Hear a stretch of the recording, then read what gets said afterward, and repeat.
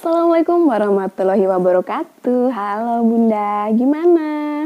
Anaknya sudah mau bicara, sudah muncul verbal, atau bahkan sudah merangkai kata dalam satu kalimat, merangkai kata yang banyak dalam satu kalimat. Alhamdulillah, semoga semakin maju, semakin berkembang kemampuan bicaranya, dan Bunda semakin semangat dalam menstimulasi.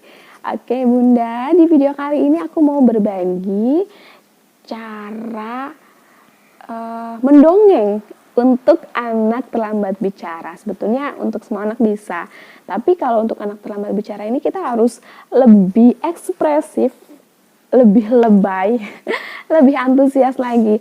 Ini pengalamanku sendiri dan ini berhasil untuk menarik minat anak ngobrol sama kita, menarik minat anak untuk fokus dan mengikuti perkataan kita. Karena ternyata aku ada dua nih anak yang sudah besar. Anak yang pertama, ketika ngobrol sama anak yang pertama, cukup ngobrol biasa aja kayak gini, dia sudah paham, bisa mengikuti. Tapi untuk anak yang kedua, itu ternyata harus butuh usaha yang lebih keras karena dia lebih pasif daripada anak yang pertama. Nah, makanya aku coba cara komunikasi yang lain dengan dia. Salah satunya adalah dengan mendongeng. Jadi anakku ini sekarang lagi suka mendengarkan dongeng si kancil. Nah, ini sebetulnya agak-agak gimana ya, ketika aku nunggu itu kayak ya super lebay gitu. Ya, tapi anak tuh jadi tertarik dan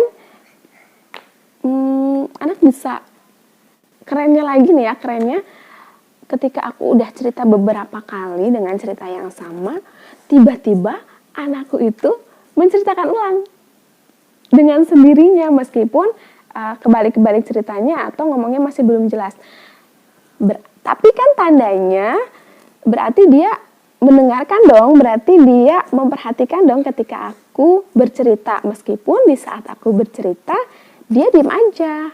Nah, makanya Bunda, ketika Bunda memberikan arahan, ketika Bunda ngobrol sama anak dan anak diam aja, Bunda jangan patah semangat, karena suatu saat anak Bunda akan memunculkan apa yang dia tangkap dari yang Bunda berikan. Nah, sekarang aku mau kasih contoh gimana sih caranya ketika aku mendongeng untuk anakku. Ini adalah dongeng si kancil. Misalkan nih anakku lagi pengen nonton YouTube, tapi sama aku nggak boleh. Biasanya aku kayak gini, gimana kalau kita cerita si kancil aja? Bunda punya cerita kancil. Dengerin ya. Pada suatu hari ada si kancil yang sedang berjalan. Lalu di tengah jalan tiba-tiba kancil perutnya sakit karena lapar. Aduh, perutnya lapar. Di depan si kancil melihat ada kebun mentimun. Lalu si kancil, aku ada ide. Gimana kalau aku makan mentimun itu? Nah, si kancilnya jalan nih, mau makan mentimun itu. Ketika sudah sampai kebun, si kancilnya makan. Nyam nyam nyam. Wah, enak sekali mentimunnya. Sekarang perutku jadi kenyang nih. Senang. Lalu si kancil pergi. Tidak lama setelah si kancil pergi, Pak Tani datang. Pak Tani terkejut. Kenapa kebunku begini? Siapa ini yang telah merusak kebunku? Ini kayak agak-agak lebay, tapi justru dari ekspresi yang lebay ini, dari ngomong yang lebay ini, anakku sangat tertarik untuk mendengarkan. Ya, nanti biasanya terus aku terusin nih. Dia kan di tengah-tengah nanti biasanya kayak tercengang gitu ya, lihat bundanya begitu sangat aneh gitu, dia tercengang.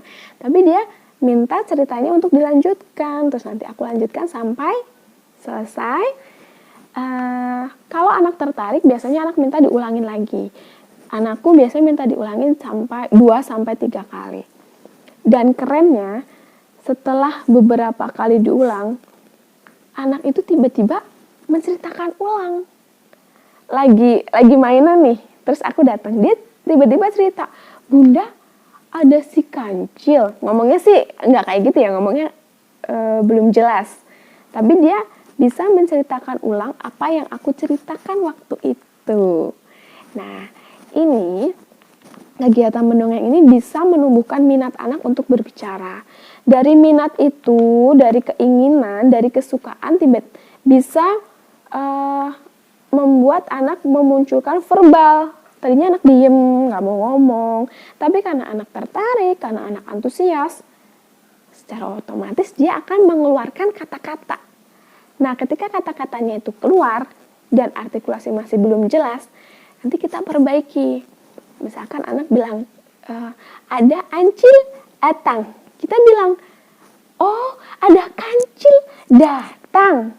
Nah, kayak gitu kita perbaiki, tapi jangan terlihat. Maksudnya jangan, salah gitu.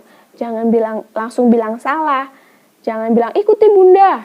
Jangan langsung kayak gitu, kita mengalir aja. Jadi anak tidak merasa terbebani, tidak merasa kayak gimana ya, kayak langsung ditegur, ngerasa terus salah, dan akhirnya anak justru malah tidak mau mencoba lagi. Oke bunda, segitu aja karena aku bingung mau share apa lagi. Jadi ini bisa bermanfaat untuk bunda yang galau gitu ketika anaknya sebetulnya sudah mengerti perintah, tapi ketika diajak ngobrol dia tidak antusias, diam aja nggak mau mengikuti. Bunda bisa mencoba cara dengan mendongeng. Jangan lupa ngomongnya pelan-pelan aja, berintonasi dan berekspresi. Kalau bisa dengan lebay, suaranya lebay. Bedakan suara antar tokoh dan ekspresinya tuh sangat menjiwai gitu, atau ya semampunya bunda gitu, berusaha untuk agar anak tuh ngapain sih ini sih, bunda lagi ngapain sih, berusaha untuk membuat anak penasaran, yang pada akhirnya membuat anak penasaran juga untuk bercerita. Oke, semoga videonya bermanfaat. Wassalamualaikum warahmatullahi wabarakatuh.